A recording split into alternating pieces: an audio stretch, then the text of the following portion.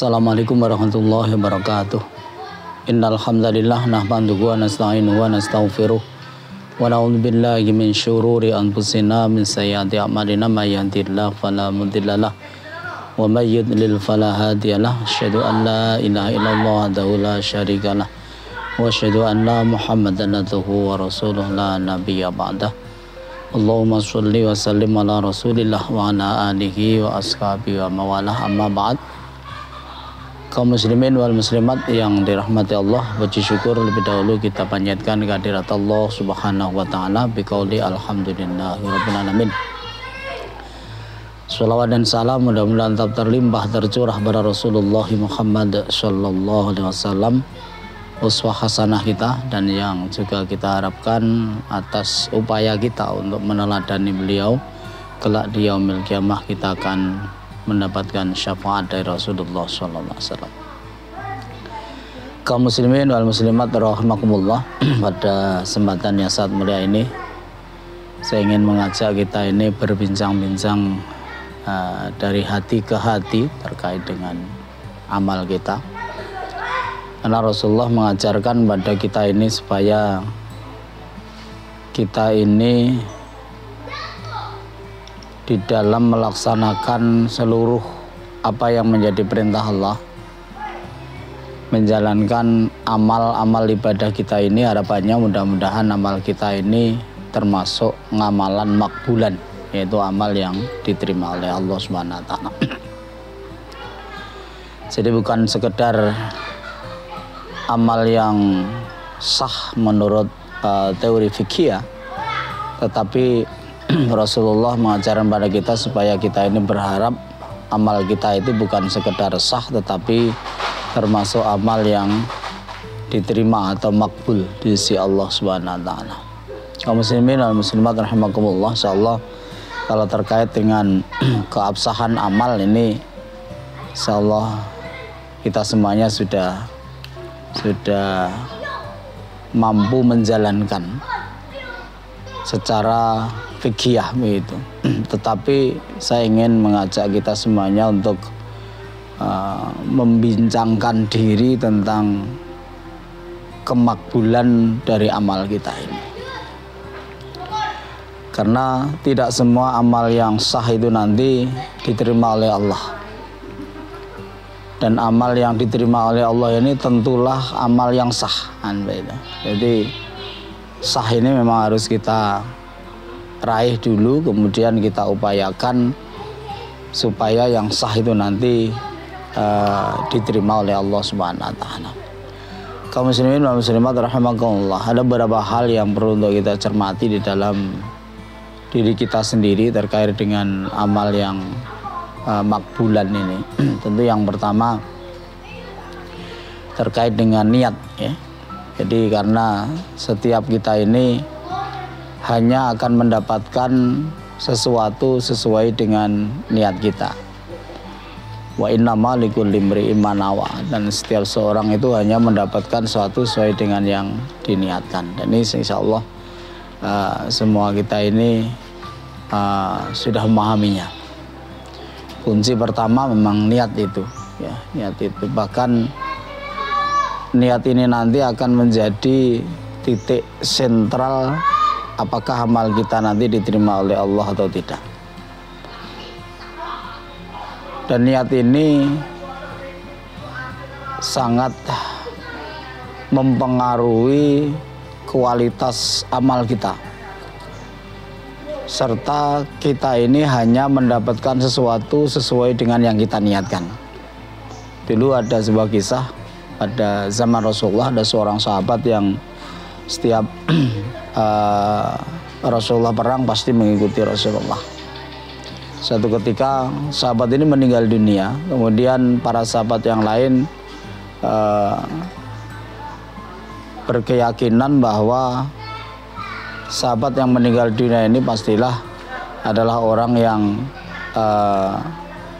diterima amalnya, karena selalu mengikuti Rasulullah dan dia termasuk orang yang mati syahid. Tetapi ketika jenazah itu sampai Rasulullah, maka Rasulullah menyampaikan bahwa orang tersebut sudah mendapatkan apa yang ia niatkan dan di akhirat tidak mendapat apa-apa. Karena niatannya itu adalah supaya dia itu dikenal orang sebagai seorang pahlawan, dan itu ketika meninggal dunia maka orang sudah mengenang beliau ini sebagai seorang pahlawan dan dia tidak mendapatkan apa-apa di sisi Allah Subhanahu wa taala. Ini pentingnya niat di sini ini. Kemudian yang kedua, kita juga harus betul-betul menjaga keikhlasan kita ini. Jadi selain kita menyiapkan batin kita ketika meniatkan diri, maka nanti kita ini harus menjaga keikhlasan kita ini. Kadang saya berpikir bahwa sesungguhnya ada kelonggaran dalam hal ini. Ada kelonggaran yang diberikan oleh Allah Subhanahu wa taala kepada kita. Karena kita ini dituntut untuk menjadi mukhlis, ya. Bukan khalis tapi mukhlis. Karena kalau kita dituntut sebagai orang yang khalis, maka tentu kita akan kesulitan. Tetapi kalau dituntut sebagai seorang yang mukhlis, saya kira ini mampu untuk kita jangkau asalkan kita ini betul-betul bisa memahami diri kita ini. Kalau secara teori bahasa, mukhlis itu kan berasal dari kata akhlaso yukhlisu mukhlisun, yaitu orang yang berusaha untuk membersihkan diri, bukan orang yang bersih tapi orang yang berusaha. Jadi yang dituntut itu adalah wa ma umiru illa liya'budullaha mukhlishina lahuddin. Bukan wa ma umiru liya'budullaha khalisina lahuddin, bukan, tapi mukhlisin. Mukhlis ini dari kata akhlaso, yang awalnya itu kholaso. Kalau kholaso itu bersih, tapi kalau akhlaso ini bi ziyadatil hamzah fi awalihi, itu menjadikan fi'il itu menjadi fi'il muta'addi. Artinya ada objek begitu, ada maf'ul bih yang dituntut di situ, dan maf'ul bihnya itu adalah hati kita, di mana kita ini dituntut untuk berupaya membersihkan hati kita ini. Jadi mukhlis itu bukan orang yang bersih, tapi mukhlis itu adalah orang yang senantiasa berupaya untuk membersihkan hatinya itu kaitannya dengan amal-amal yang sudah dilakukan. Kaum muslimin wal muslimat rahimakumullah. Tetapi beratnya itu penjagaan mukhlis itu adalah bahwa mukhlis itu akan dinilai oleh Allah sampai kita nanti meninggal dunia. Jadi bukan sekedar amal kemudian kita lakukan selesai, kemudian kita ikhlas pada saat itu, kemudian amal ini akan langsung dinilai oleh Allah, ternyata tidak. Jadi Allah itu menilai amal kita ini ternyata sampai meninggal dunia. Makanya di dalam Al-Quran Allah SWT menyampaikan kalau kita tidak hati-hati, maka nanti amal yang awalnya itu diterima oleh Allah bisa menjadi sesuatu yang batal diterimanya itu karena perbuatan kita ini. Misalnya Allah sampaikan dalam Al-Quran, a'udzubillahi minasyaitonirrajim, la tubtilu shadaqatikum bil manni wal adza. Jangan kamu batalkan kemakbulan amalmu itu, kemakbulan sedekahmu itu bil manni wal adza, dengan cara kamu itu menyebut-nyebut di mana-mana wal adza, dan juga menyakiti orang lain. Ini artinya Allah menilai amal kita ini bukan sekedar selesainya amal kemudian nilainya itu sudah jadi, sudah beres, tidak, tetapi dalam perjalanan panjang kita sampai kita ini meninggal dunia, amal kita itu terus akan dipantau oleh Allah.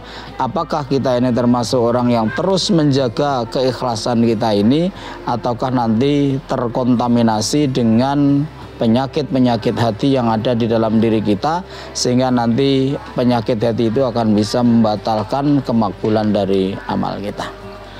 Kaum muslimin dan muslimat rahimakumullah. Kemudian yang ketiga yang perlu untuk sangat kita perhatikan adalah bahwa Allah Subhanahu wa taala melalui lisannya Rasulullah itu menyebutkan kemakbulan dari sebuah amal itu sangat tergantung kepada apa yang kita konsumsi, apa yang kita pakai dan sebagainya. Makanya di salah satu hadis Rasulullah SAW menyampaikan kepada para sahabat bahwa ketika para sahabat ini menyanjung seseorang yang ahli zikir, menyanjung seseorang yang ahli ibadah, kemudian sanjungan itu sampai kepada Rasulullah SAW, maka Rasulullah menyampaikan pada waktu itu, mat'amuhu haramun, masyrabuhu haramun, malbasuhu haramun, wa ghudhiya bil harami fa kaifa yustajabulah. Orang itu meskipun tekun beribadah, orang itu meskipun tekun berzikir, orang itu meskipun tekun di dalam menjalankan kebaikan-kebaikan, tetapi orang itu mat'amuhu haramun, makanannya itu haram. Dan kita ingat bahwa haram itu bukan sekedar lidzatihi, tetapi haram itu juga li ghairihi. Artinya ada haram yang karena memang zatnya barang itu haram, tetapi ada yang haram itu karena cara memperoleh kita ini. Jadi kita harus memperhatikan ini. Masyrabuhu haramun, minumannya juga haram. Malbasuhu haramun, pakaiannya itu juga haram. Dia peroleh dengan jalan yang tidak benar. Wa ghudhiya bil haram, kemudian pada waktu kecil dia itu juga diberi makanan dari sesuatu yang haram. Fa kaifa yustajabulah, lantas bagaimana amalnya itu akan diterima oleh Allah Subhanahu wa taala. Sehingga ini sangat penting bagi kita sekalian untuk memperhatikan apa yang kita konsumsi, apa yang kita makan, apa yang kita minum, apa yang kita pakai, apa yang ada pada diri kita. Saya itu membayangkan begini, jadi kalau misalnya kita ini memperoleh harta dengan cara yang tidak benar, misalnya kemudian kita belikan tanah, kemudian kita bangun rumah, di rumah itu kita ini beribadah, kita belikan mobil, dengan mobil itu kita beribadah, kita belikan pakaian, dengan pakaian itu beribadah, kemudian makanan kita itu juga berasal dari barang yang haram itu, minuman kita juga berasal dari yang haram itu, tetapi kita ini ahli ibadah. Fa kaifa yustajabulah, lantas bagaimana ibadahnya itu akan diterima oleh Allah Subhanahu wa taala. Tanahnya tanah haram, rumahnya dibangun dengan dana yang haram, kemudian makanannya setiap hari itu makanannya haram, kemudian pakaiannya juga pakaian haram, kemudian di rumah itu dibuat semacam musola kecil begitu, dia beribadah di situ, setiap malam beribadah di situ. Fa kaifa yustajabulah, lantas bagaimana amalnya itu akan diterima oleh Allah Subhanahu wa taala. Kaum muslimin wal muslimat rahimakumullah, mudah-mudahan ini bisa kita renungkan bersama, karena di akhir kehidupan kita ini sebetulnya yang bisa menolong diri kita itu hanya kita dan Allah Subhanahu wa taala. Oleh karena itu, senyampang masih ada kesempatan di dunia ini, mari kita perbaiki diri. Kalau kita ini sudah baik, ya mudah-mudahan ini semakin baik. Tetapi kalau kita ini masih ada hal-hal yang kurang baik yang ada pada diri kita, maka mudah-mudahan melalui perenungan kita ini semuanya kita tinggalkan. Karena Rasulullah dengan tegas mengatakan, innallaha thayyibun la yaqbalu illa thayyiban. Jadi Allah itu thayyib, Allah itu baik, dan tidak pernah menerima sesuatu kecuali sesuatu itu baik. Mudah-mudahan Allah Subhanahu wa taala senantiasa berikan tambahan hidayah dan taufik kepada kita semuanya, dan kita berharap mudah-mudahan nanti seluruh amal kebaikan kita ini diterima oleh Allah Subhanahu wa taala. Semua kita ini mengakhiri hidup dalam kondisi yang husnul khatimah. Amin ya rabbal alamin. Nasrub minallah fatkum qarib, ihdinas siratal mustaqim, wa'fu minkum. Wassalamualaikum warahmatullahi wabarakatuh.